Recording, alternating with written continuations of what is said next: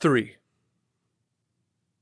At noon next day when I called, I found Boris walking restlessly about his studio. "Genevieve is asleep just now," he told me. "The sprain is nothing, but why should she have such a high fever? The doctor can't account for it, or else he will not," he muttered. "Genevieve has a fever?" I asked.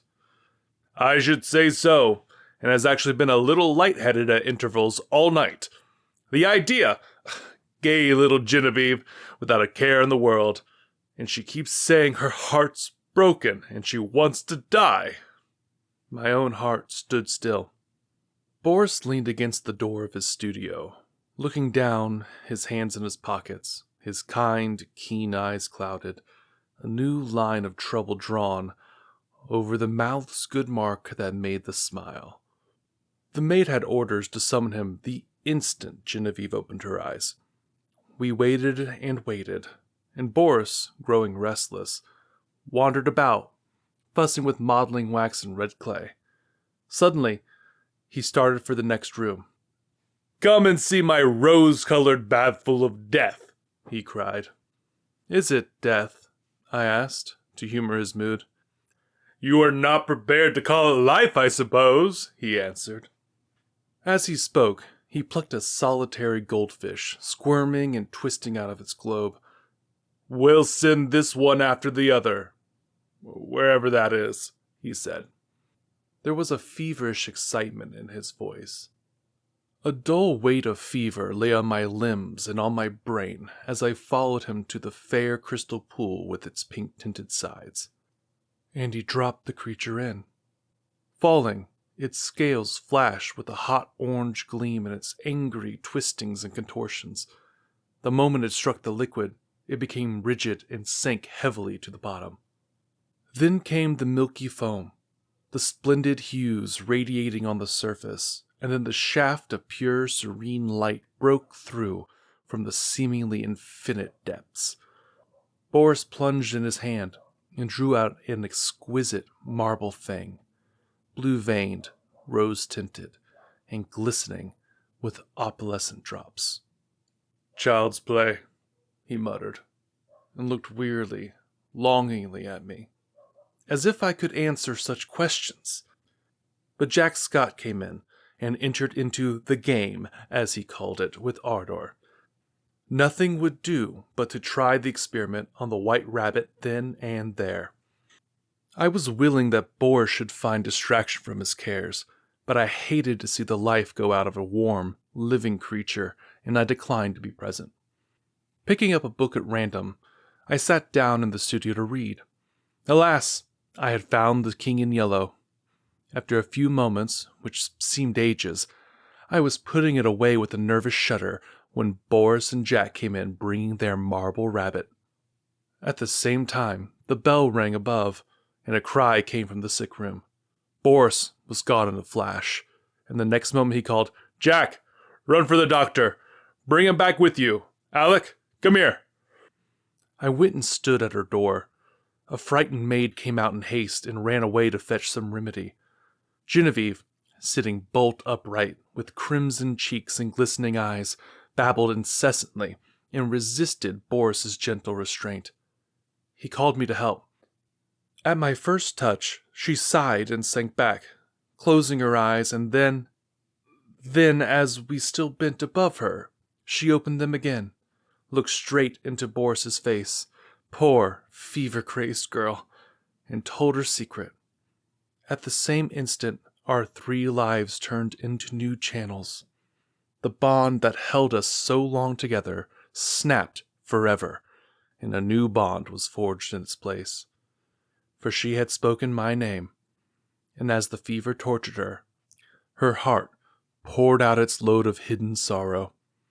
Amazed and dumb, I bowed my head, while my face burned like a live coal, and the blood surged in my ears, stupefying me with its clamor. Incapable of movement, incapable of speech, I listened to her feverish words in an agony of shame and sorrow. I could not silence her. I could not look at Boris. Then I felt an arm upon my shoulder, and Boris turned a bloodless face to mine. "It's not your fault, Alec. Don't grieve so if she loves you."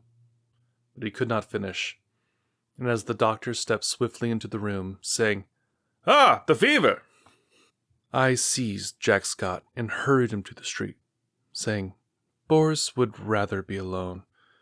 We crossed the street to our own apartments, and that night, seeing I was going to be ill too, he went for the doctor again. The last thing I recollect, with any distinctiveness, was hearing Jack say, "For heaven's sake, doctor, what ails him to wear a face like that?" And I thought of the King in Yellow and the pallid mask. I was very ill, for the strain of 2 years which I had endured since the fatal May morning when Genevieve murmured, "I love you, but I think I love Boris best," told on me at last. I had never imagined that it could become more than I could endure. Outwardly tranquil, I had deceived myself. Although the inward battle raged night after night, and I, lying alone in my room, cursed myself for rebellious thoughts, unloyal to Boris and unworthy of Genevieve, the morning always brought relief, and I returned to Genevieve and to my dear Boris with a heart washed clean by the tempests of the night. Never in word or deed or thought while with them had I betrayed my sorrow, even to myself. The mask of self-deception was no longer a mask for me. It was part of me. Night lifted it, laying bare the stifled truth below. But there was no one to see except myself. And when day broke, the mask fell back again of its own accord. These thoughts passed through my troubled mind as I lay sick, but they were hopelessly entangled with visions of white creatures, heavy as stone, crawling about in Boris's basin, of the wolf's head on the rug, foaming and snapping at Genevieve who lay smiling beside it. I thought, too, of the King in Yellow, wrapped in the fantastic colors of his tattered mantle, and that bitter cry of Casilda, "Not upon us, O King, not upon us!" Feverishly, I struggled to put it from me, but I saw the lake of Hali, thin and blank, without a ripple or wind to stir it, and I saw the towers of Carcosa behind the moon. Aldebaran, the Hyades, Alar, Hostur glided through the cloud rifts which fluttered and flapped as they passed like the scalloped tatters of the King in Yellow. Among all these, one sane thought persisted. It never wavered, no matter what else was going on in my disordered mind, that my chief reason for existing was to meet some requirement of Boris and Genevieve. What this obligation was, its nature was never clear. Sometimes it seemed to be protection, sometimes support through a great crisis. Whatever it seemed to be for the time, its weight rested only on me, and I was never so ill or so weak that I did not respond with my whole soul. There were always crowds of faces about me, mostly strange, but a few I recognized, Boris among them. Afterward, they told me that this could not have been, but I know that once at least he bent over me. It was only a touch, a faint echo of his voice. Then the clouds settled back on my senses, and I lost him. But he did stand there and bend over me, once at least. At last, one morning I awoke to find the sunlight falling across my bed, and Jack Scott reading beside me. I had not the strength enough to speak aloud, neither could I think, much less remember, but I could smile feebly. As Jack's eye met mine, and when he jumped up and asked eagerly if I wanted anything, I could whisper, "Yes, Boris." Jack moved to the head of my bed and leaned down to arrange my pillow. I did not see his face, but he answered heartily, "You must wait, Alec. You are too weak to see even Boris." I waited, and I grew strong. In a few days I was able to see whom I would, But meanwhile, I had thought and remembered. From the moment when all the past drew clear again in my mind, I never doubted what I should do when the time came, and I felt sure that Boris would have resolved upon the same course so far as he was concerned. As for what pertained to me alone, I knew he would see that also as I did. I no longer asked for anyone. I never inquired why no message came from them, why during the week I lay there, waiting and growing stronger, I never heard their name spoken. Preoccupied with my own searchings for the right way, and with my feeble but determined fight against despair, I simply acquiesced in Jack's reticence, taking for granted that he was afraid to speak of them, lest I should turn unruly and insist on seeing them. Meanwhile, I said over and over to myself, how would it be when life began again for us all? We would take up our relations, exactly as they were before Genevieve fell ill. Boris and I would look into each other's eyes, and there would be neither rancor nor cowardice nor mistrust in that glance. I would be with them again for a little while in the dear intimacy of their home, and then, without pretext or explanation, I would disappear from their lives forever. Boris would know. Genevieve, the only comfort was that she would never know. It seemed, as I thought it over, that I had found the meaning of that sense of obligation which had persisted all through my delirium, and the only possible answer to it. So, when I was quite ready, I beckoned Jack to me one day, and said, Jack, I want Boris at once, and take my dearest greeting to Genevieve. When at last he made me understand that they were both dead, I fell into a wild rage that tore all my little convalescent strength to atoms. I raved and cursed myself into a relapse, from which I crawled forth some weeks afterward, a boy of 21, who believed that his youth was gone forever. I seemed to be past the capability of further suffering, and one day, when Jack handed me a letter and the keys to Boris's house, I took them, without a tremor, and asked him to tell me all. It was cruel of me to ask him, but there was no help for it, and he leaned wearily on his thin hands to reopen the wound which could never entirely heal. He began very quietly. Alec, unless you have a clue that I know nothing about, you will not be able to explain any more than I what has happened. I suspect that you would rather not hear these details, but you must learn them, else I would spare you the relation. God knows I wish I could be spared the telling.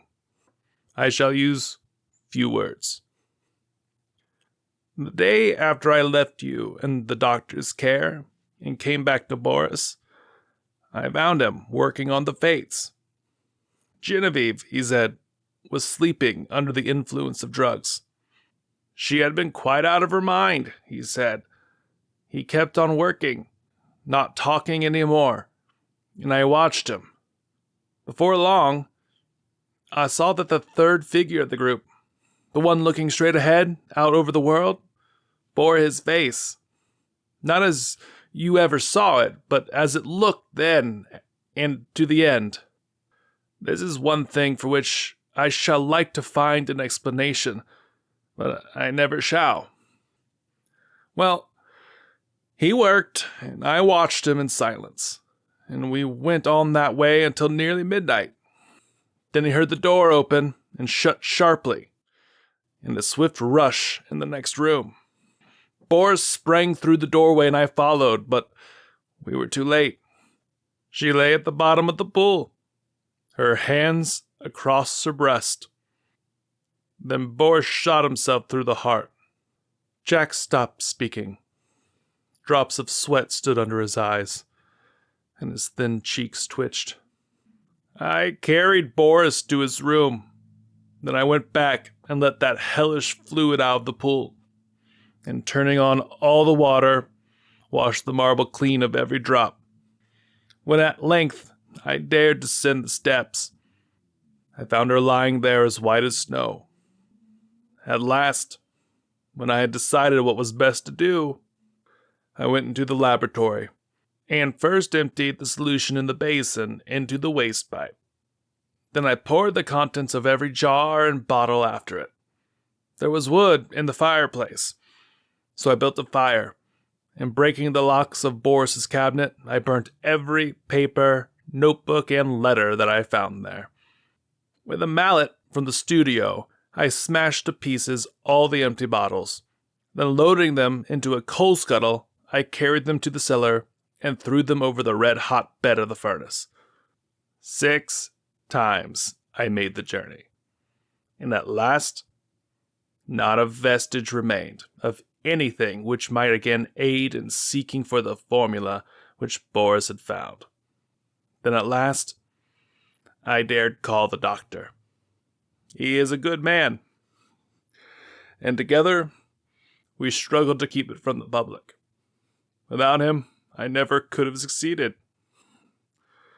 At last we got the servants paid and sent away into the country, where old Roser keeps them quiet with stories of Boris and Genevieve's travels in distant lands, from whence they will not return for years. We buried Boris in the little cemetery of Sèvres. The doctor is a good creature, and knows when to pity a man who can bear no more. He gave his certificate of heart disease and asked no questions of me. Then, lifting his head from his hands, he said, "Open the letter, Alec. It is for both of us." I tore it open. It was Boris's will, dated a year before.